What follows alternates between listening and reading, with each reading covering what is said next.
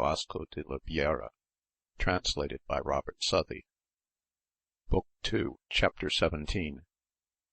How King Cildadan and Don Galaor were carried away to be cured, and how they were placed, the one in a strong tower surrounded by the sea, the other in a garden with high walls and iron railings, where each thought he was in prison, not knowing by whom he had been brought there, and of what befell them. Now you shall know what became of King Cildadan and Galaor. The damsels who removed them dressed their wounds, and on the third day they recovered their senses. Galaor found himself in a rich room, which stood upon 4 marble pillars, and had an iron grating on all sides, through which he saw that he was in a garden, surrounded with a high wall, in which was only one little door covered with plates of iron. Astonished to find himself in such a place, he thought he was in prison, and felt such pain from his wounds that he expected nothing but death, and he remembered the battle, but knew not who had carried him from it, nor how he had been removed there. King Cildadan also, when he came to himself, saw that he was lying in a rich bed in a vaulted chamber of a large tower. He looked round and saw no one, neither door nor any entrance into the chamber, but over the arch he heard voices. There was a window near his bed from whence he looked out and saw the sea, and it seemed that the tower he was in was a high tower upon a rock, and that the sea washed it on 3 sides. He too remembered the battle, but nothing more, but he well knew that if he was thus a prisoner, his friends could not be in better plight, and seeing no remedy, lay down again in bed, groaning and in great pain with his wounds. Don Galaor, as he was lying in the open chamber, saw the little door of the garden wall open, and raised his head with great difficulty. There came in a damsel very fair and richly apparelled, and with her a man so feeble and old that it was a wonder how he could walk. They came up to the iron grating and said to him, Don Galaor, look to your soul, for we cannot warrant you. The damsel then produced 2 little boxes, one of iron, the other of silver, and showing them to Galaor, said, She who brought you here wills not that you should die till she knows whether you will perform her will. If so, your wounds shall be healed, and you shall have food.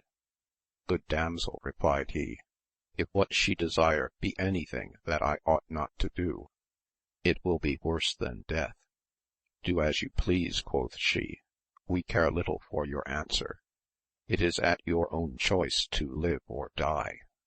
The old man then opened the door of the grating, and they both went in, and she took the box of iron, and told the old man to withdraw. And then she said to Galaor, Sir, I have such compassion on you, that I will venture my own life to save yours.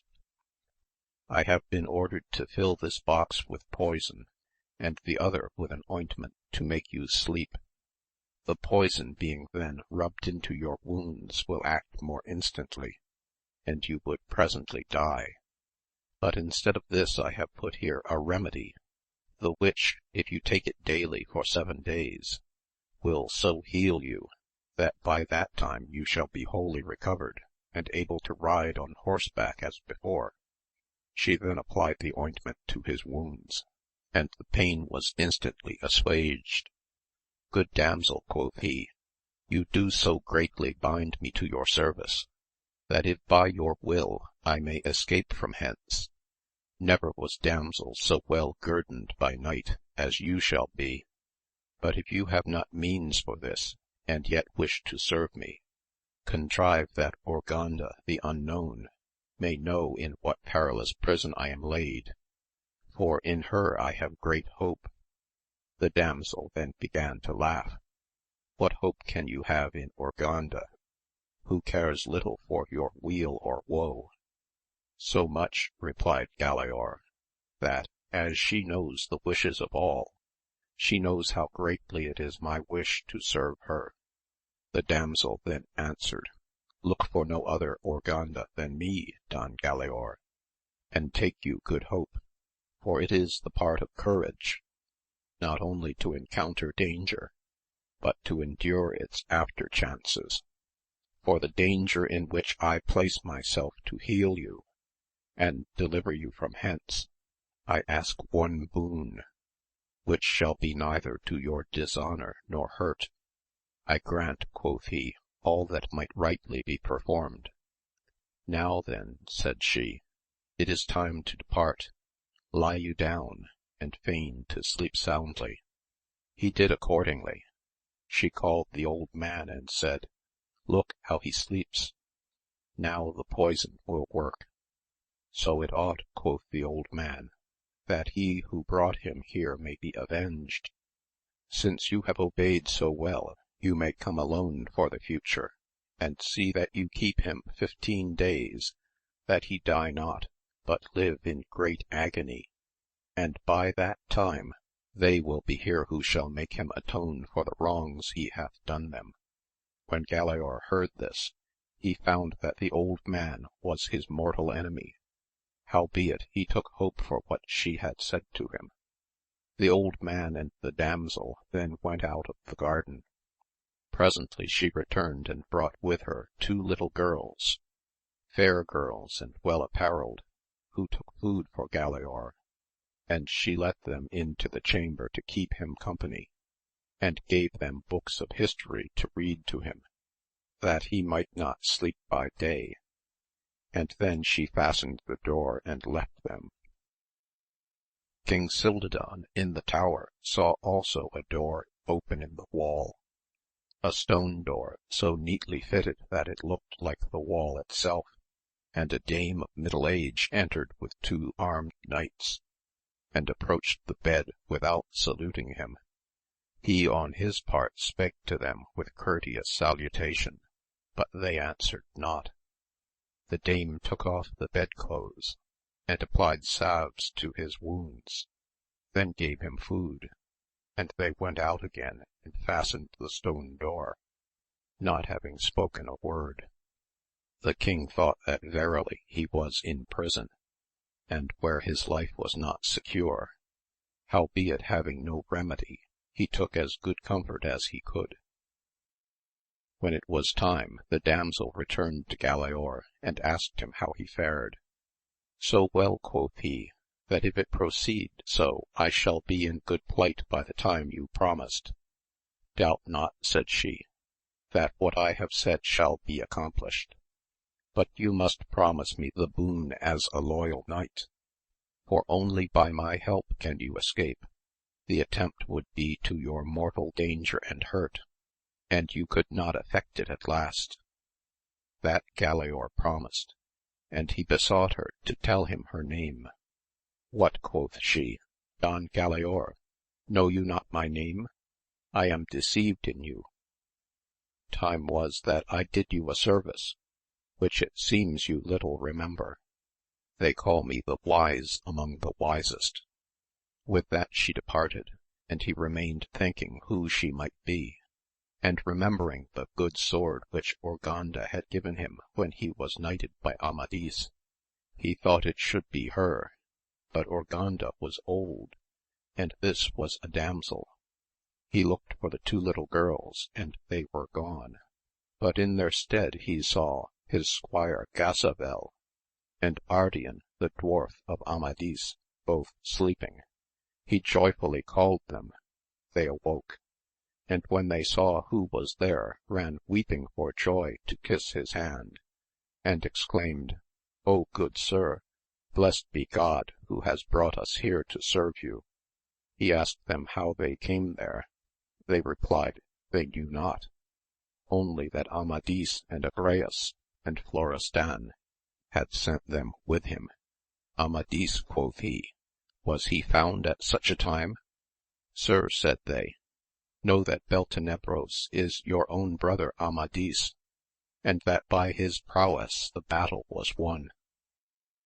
Thou tellest me great things, cried Galaor, and great pleasure have I therein, though he has not given me cause for pleasure in keeping himself so long concealed from me. Thus abode King Cildadan and Don Galaor, the one in that great tower, the other in the garden chamber, where they were both healed of their hurts. Then Urganda made herself known to them, for they were in her power in her undiscovered island, and she told them that the fear wherein she had put them was to effect their cure more speedily, for in their perilous state it so behooved. And she sent 2 damsels to attend them and complete their recovery. They were her nieces, and fair damsels, being the daughters of King Palangris, who was brother to Lisuarte by Gramota, Urganda's sister, by him begotten when he was a young bachelor. The one was called Julianda, the other Salisa. And it so chanced that the one bore a son named Talanque to Don Galaor, and the other a son to King Cildadan, who was called Maneli the Discreet, who were both valiant and strong knights, and in this state of great pleasure these 2 knights remained till it pleased Urganda to set them at liberty, as you shall hear hereafter. When Lisuarte and Amadis and the other knights were all whole of their wounds, he went to Fenusa, where the queen then sojourned, and there was he received with such joy by her, and by Briolania and Oriana, and the other dames and damsels, as never welcomed man before. But the joyful greeting which Queen Briolania gave to Amadis, that can in no way be written. She taking him by the hand made him sit between her and Oriana, and she said to him, My lord, the grief and sorrow which I felt when they told me you were lost, I cannot relate to you. I came hither with 100 knights immediately, that your brothers might order them whither they would in your search, and because this battle delayed their departure, I resolved to remain here till it was decided. Now then direct me what I shall do, and it shall be done. Good lady mine, quoth Amadis, if you felt sorrow for my mishap, great reason had you, for there is no man in the world who hath a better will to obey you.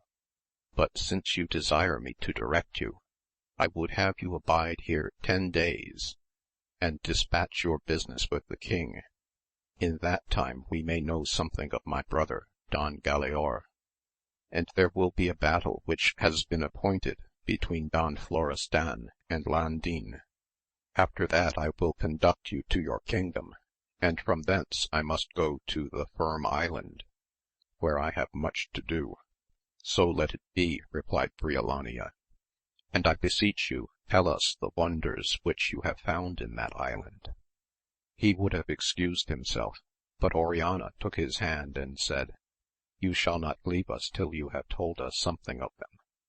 Good ladies, quoth Amadis, trust me, labour however I should, I could never relate all, but this I say, that forbidden chamber is the most rich and beautifulest thing in the world, and if by one of you it is not achieved, I believe none else will ever win it. Briolania, after a while of silence, answered, I do not esteem myself such a one as can accomplish that adventure, yet such as I am, if you will not impute it to folly, I will prove it. Lady, quoth Amadis, I hold it no folly to attempt that wherein all have failed for want of beauty, especially in you whom God hath gifted so bountifully therewith. Rather I hold it honourable to desire to win a fame which may endure through long ages. At this was Oriana greatly displeased, and her countenance fell, so that Amadis, whose eyes never left her, understood her feelings, and repented himself of what he had said, albeit that all his design had been to her greater praise. For having seen the likeness of Grimanesa, he knew that Briolania, fair as she was, did not equal her beauty, and of his own lady's success he nothing doubted. But Oriana feared that whatever was to be won by beauty, Briolania could win, and having requested her if she succeeded to let her know all the wonders of the chamber, she withdrew and went to Mabilia and told her what had passed. This always is the case with your cousin, said she. My poor heart thinks only of pleasing him, neither regarding God nor the anger of my parents, and he knowing his full power holds me at little price. And then the tears came and coursed down her fair cheeks. Mabilia answered, I marvel, lady, what manner of heart is yours. You are no sooner out of one trouble than you seek another. What great wrong is this that my cousin hath committed? If Apolidon left this chamber to be proved by all, shall he forbid the proof to Briolania? Certes, I believe that neither her beauty nor yours will avail to accomplish that which none in 100 years for lack of beauty could effect. But this is his overruling destiny that hath made him forsake all his lineage for your service, and thus it is you reward him. You do not desire his life, and will therefore drive him to death. This will be his reward, and mine, for all the friendship I have borne you, will be to see the flower of all my family, him who so dearly loves me, perish before my eyes. This will I never remain to see, for my brother Agrayes and Galvanes my uncle shall take me home to my own country. And with that she wept and exclaimed, God grant that this cruelty towards Amadis may be well requited to you, and this wrong you do his friends, but their loss, great though it be, will be less than yours, destroying him whom for your sake has deserted them, to give himself wholly to you. When Mabilia spake thus, Oriana's heart was so overcharged that she could not speak, till at last the tears came, and she cried, Wretch that I am above all others! I came to you for relief, and you increase my sorrow, suspecting that which was never in my heart. Let God never help me if ever I had a thought. But what distresses me is, lest another woman should accomplish that proof which would be to me worse than death. And this fear has made me think wrongly of him who perhaps had but good in his intention. But come, forgive me, and for the love you bear your cousin, advise me. And then with a sweet smile she embraced Mabilia. True friend and dearest, I promise you I will never speak of this to your cousin, nor let him know that I have had such a thought, but say you to him what you think best. Mabilia answered, I will forgive you on one condition, that whatever anger you conceive against him, you never discover it to him till you have first consulted me, that no evil like the past may happen again. With this were they well reconciled, between whom there could never be a want of love. But Mabilia sharply reprehended Amadis, and warned him to be wary in his conduct to Briolania, remembering what he had suffered on her account, and how difficult it is to root out jealousy from a woman's heart. Amadis replied, Lady and good cousin, my thoughts were very different. Briolania is held by all for one of the most beautiful women in the world, so they make no doubt she can enter the forbidden chamber. But I, who have seen the likeness of Grimanesa, know that it will not be so. That honour which any one hitherto has won, that certainly will Briolania win. But Oriana has only to try, and to succeed. But if Oriana achieves the adventure before Briolania has essayed it, all will say that the other would have won had she been first. On the contrary, when she will have failed, as sure I am she must fail, my lady will have her full glory. Well was Oriana satisfied at hearing this, and greatly repented her of her fault, to atone for which they appointed that Amadis should come to her apartment through an old waterway that issued into a garden. Presently Oriana and Briolania called Amadis, and requested him to answer them truly what they should ask, the which he promised. Tell us then, said Oriana, who the damsel was who won the garland when you gained the sword. Then was Amadis grieved at the question, because he was bound to answer it truly. As God shall help me, lady, said he, I know no more of her name than you do, though I was 7 days in her company, but this I can say, that she had beautiful locks, and as far as I could see was right fair. Thus was Oriana sporting with him, when there came a damsel to summon him on the king's part, saying that Don Quadragante and his nephew Landin were come to acquit themselves of their promises. Being all assembled, Quadragante rose and said, I come to discharge a promise made to Amadis of Gaul. And he then related how they had done battle together, and added that both by the event of that battle and by reason he was bound to forgive him the death of King Abies, who had been slain in fair combat, and to receive him for a friend even in what degree it pleased him. Then Amadis embraced him and thanked him, and notwithstanding this friendship appeared a thing constrained, yet did it long and faithfully continue. And because Florestan and Landin were to fight upon the same quarrel, it was judged that since Quadragante, who was principal in the cause, had forgiven it, their dispute should cease, the which pleased Landin not a little, for he had witnessed the prowess of Florestan in the great battle. King Lisuarte now called to mind the cruel prison of King Arban of North Wales, and Angriote of Estravius, and determined to pass over to the island of Mongaza to deliver them.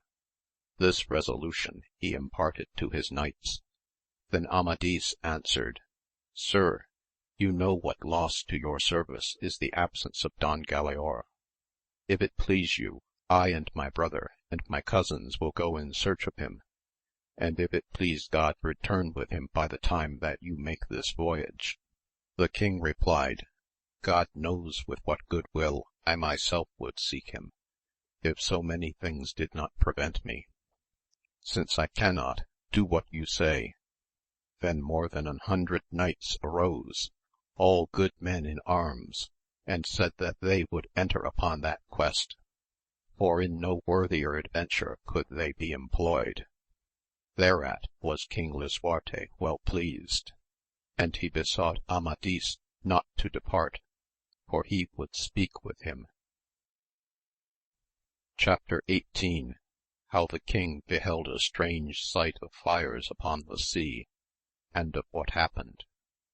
After supper, it being almost the hour of sleep, as the king was in the gallery looking toward the sea, he saw 2 fires coming on through the water, whereat all were greatly astonished, marvelling how the fire and water could exist together. As they drew nearer, a galley was seen between the 2 fires, and on its mast there were great torches burning, so that the whole vessel seemed ablaze. The uproar was great, for all the people ran to the walls to see this wonder, expecting that if the water could not quench this fire, nothing else could, and the city would surely be consumed. So they were greatly terrified. The queen with all her ladies went in their fear to the chapel, and the king mounted, and with his guard of 50 knights rode down to the shore, and found there the most part of his knights, and in the front of all Amadis, and Guilan the Pensive, and Enil, so near the fires that he wondered how they could endure them. Then spurring his horse, whom the tumult had frightened, he rode up to them. Presently he saw come from under a cloth that covered the deck, a dame clad in white, holding a golden casket in her hands, the which she opened and took out a lighted candle and threw it into the sea, where it was extinguished. At once the two great fires were quenched, so that no trace of them remained. Only the torches upon the mast remained burning, and cast a light along the shore. Then was the cloth which covered the galley withdrawn, and they saw how it was all hung with green boughs, and strewed with roses and flowers, and they heard instruments within sounding very sweetly. And when the instruments ceased, 10 damsels came forth, all richly garmented, with garlands on their heads, and wands of gold in their hands, and before them was the lady who had quenched the candle in the sea. And they coming to the galley's edge opposite to the king, made obeisance to him, and he on his part returned the greeting. Then said Lisuarte, Dame, you have put us in great fear with your fires. If it please you, tell me who you are, though I believe with little difficulty we can divine. Sir, quoth she, in vain should he labour who strove to strike fear into your great heart, and into these knights in whom no fear is. These fires I bring to protect me and my damsels, and if you think I am Urganda the unknown, you think aright. I come to you as the best king in the world, and to behold the queen, who for virtue and goodness hath no peer. Then said she to Amadis, Sir, draw nearer, and I will tell you of your brother Galaor, to save you and your friends the labour of searching him, for though all in the world were to seek him it would be but labour lost. He is healed of his wounds, and leads a life of such pleasure as he never till now enjoyed. Lady, quoth Amadis, I always thought that next to God the safety of Don Galaor was in your hands, else would I rather have died than suffer him to be carried from me as he was. You shall soon see him, quoth she. The king then said, It is time that you should leave the galley and come to my palace. Many thanks, she answered, but this night I will remain here. Tomorrow I will be at your command. Then let Amadis and Agrayes, and Don Bruneo of Bonamar, and Don Guilan the Pensive come for me, for they are all lovers and of high heart, even as I am myself. Use your own pleasure, replied Lisuarte, in this and everything. Then, ordering all the people to return into the town, he took his leave, and appointed 20 crossbowmen to keep guard, that none should go down to the shore. In the morning the queen sent 12 palfreys richly accoutred for Urganda and her damsels. Amadis and the other knights whom she had named, being clothed in costly garments, went with them. They found Urganda and her company in a tent which she had pitched upon the sand, and they placed them on their palfreys, and went towards the town, the 4 knights surrounding Urganda. Now, said she, is my heart glad, because I see those around me who are like myself, and this she said because of the love she bore to that fair knight who was her friend. When they arrived at the palace the king welcomed her right courteously, and she kissed his hand, and looking round and beholding the knights on every side, how many they were, she said, Sir, you are well accompanied, and this I say, not so much for the valour of these knights as for the love they bear you, for when princes are loved by their people, then are their kingdoms safe. Therefore preserve their love, and beware of evil counsellors. Now, if it please you, I will see the queen. So she and the 4 knights went to Brisena, by whom and by Oriana, and Briolania, and all the dames and damsels, she was lovingly received. Much did she admire the beauty of Briolania, and saw that it fell far short of Oriana's perfection. Lady, quoth she, I came to this court to see the greatness of the king and you, the height of prowess and the flower of beauty, and the perfection of true love, for as valour was proved in the conquest of the Firm Island, and in the death of the giants, and in that dolorous battle with King Cildadan, so was true love in the proofs of the burning sword and of the garland. When Oriana heard her say this, her colour changed, and she greatly feared, as did Mabilia and the damsel of Denmark, fearing that Urganda should tell all. And Oriana looked at Amadis, but he, seeing her apprehension, drew near to her and said, Fear nothing, she will not say what you imagine. And then he went to the queen and said, Lady, ask Urganda who she was who won the garland. And the queen replied, If it please you, friend, tell us what Amadis desires to know. She smiled and answered, He better ought to know than I, for he was in her company, and with great toil delivered her from Archelaus and Lindorac. I, quoth Amadis, it cannot be that I should know either her or myself better than you know us, for from you nothing is concealed. Then, said she, I will tell you what you know of her. And raising her voice, that all might hear her, she pursued, Though Amadis brought her here as a damsel, she is certainly no damsel, and because she loves so truly, she won the garland. She is a native of this kingdom, and in this kingdom she dwells, and hath here her heirship, but her mother is not of this land, and if she lacks anything, it is only because she cannot have him whom she loveth. He who would discover her must seek her in this kingdom, and he will lose his labour. She said no more, and Oriana's heart was then at rest. Then went they to their meal. Urganda besought the queen that she might be lodged with Oriana and Queen Briolania.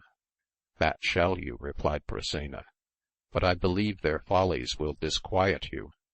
Their beauty, quoth Urganda, will more disquiet the knights, whose valour cannot protect them against that danger. They may easily, replied the queen, be pardoned the deaths of all they have yet slain. So taking her leave, Urganda went to Oriana's apartment, where there were 4 beds, one for Briolania, and one for Mabilia, and for Urganda and herself. When Urganda saw that they were all asleep except Oriana, she said to her, Lady and friend, if you do not sleep, reason it is that he should keep you waking, who has no rest but in your sight. Oriana was abashed at her words, but she added, Fear nothing, I will not divulge your secrets. Speak low, cried Oriana, that they may not hear you. I will relieve you of that fear, quoth Urganda. Therewithal she took forth a book, which was so little that a hand might have shut over it, and began to read. Now, said she, do what you will, they shall not awake, and if any one should enter the room, she would fall down asleep. Oriana rose and went to waken Briolania, but she could not, and she laughed and took her by the head and hands and pulled her out of bed, and did the same to Mabilia, but they neither of them awakened. And then she called the damsel of Denmark, who was just without the door, and she, as soon as she entered, fell upon the floor in a deep sleep. Then Oriana joyfully went into Urganda's bed and said, I beseech you, since you know what is to come, tell me what will happen to me. Urganda looked at her and smiled. Dear daughter, said she, do you think to escape it, if it be evil, by knowing it aforehand? Believe not so, for that which is permitted and ordained by the Most High, none can alter, whether it be good or ill, unless he remedies it. But since you so greatly wish me to say something, I will speak.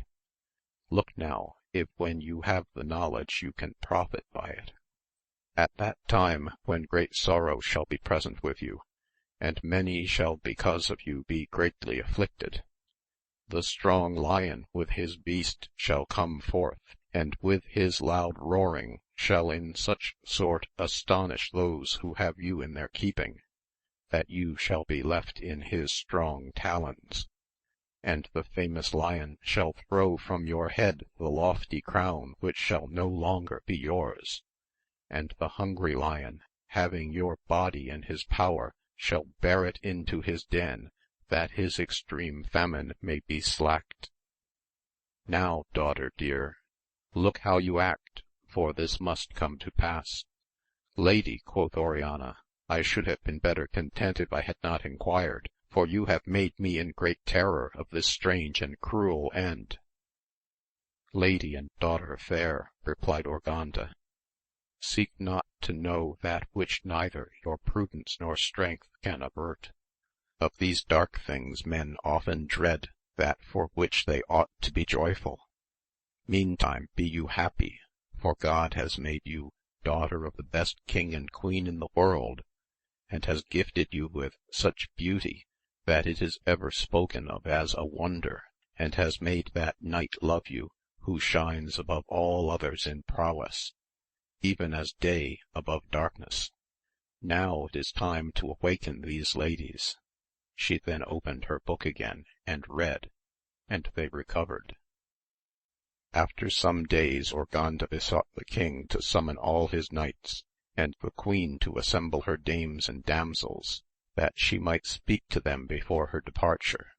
Accordingly they met together in a spacious hall that was richly furnished, and Urganda placed herself where all might hear her.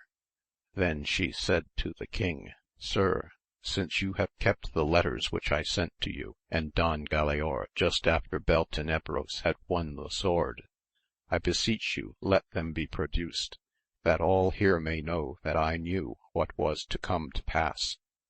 The letters were then read, and it was seen how all had been accomplished, whereat the knights marvelled, and still more admired the courage of the king, who notwithstanding that fearful forewarning, had dared enter the battle.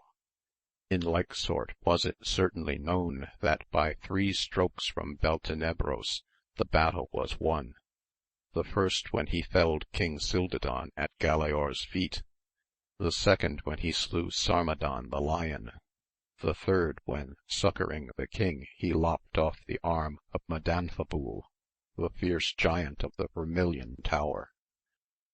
That also was fulfilled which had been written of Don Galaor, that his head should be in the power of him who should strike the 3 strokes, for so it was when Amadis held it in his lap as dead. Now, said Urganda, I will tell what shall come to pass in process of time.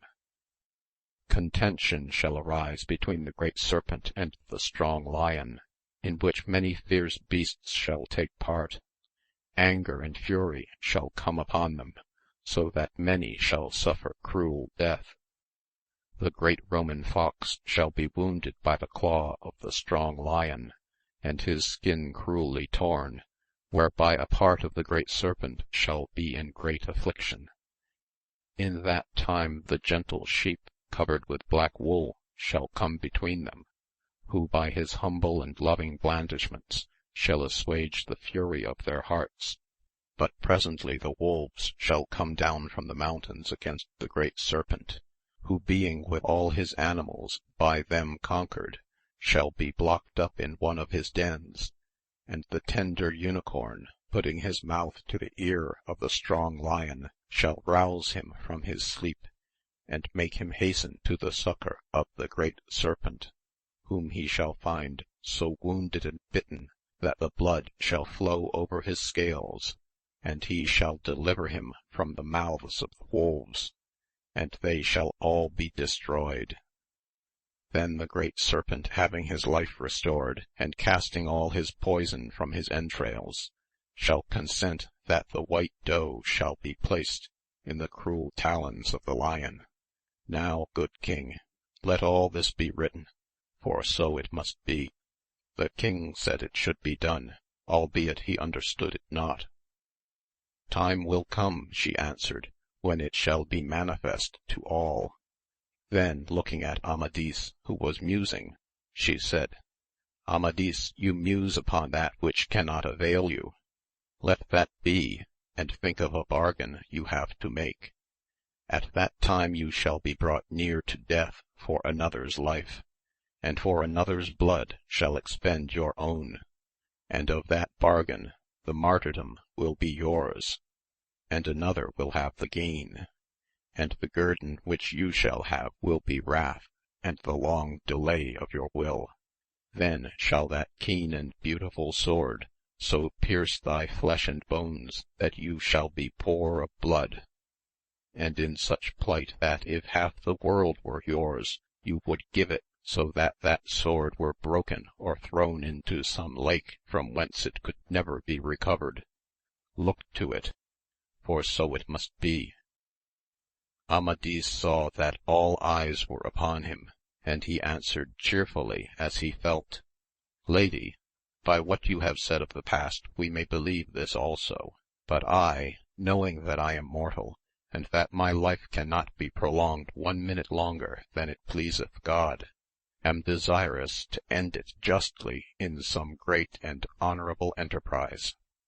It were as easy, quoth Urganda, to rob your heart of its courage as to drain the sea dry. Then said she to the king, Sir, I must depart. Remember what I have said, as one who desires your honour and would serve you. Shut your ears to those whose works you know to be evil. With that she departed, suffering none but the 4 knights whom she had chosen to conduct her to the shore. Then she embarked, and the ship put forth to sea, and was presently covered with a great darkness. End of chapter 18.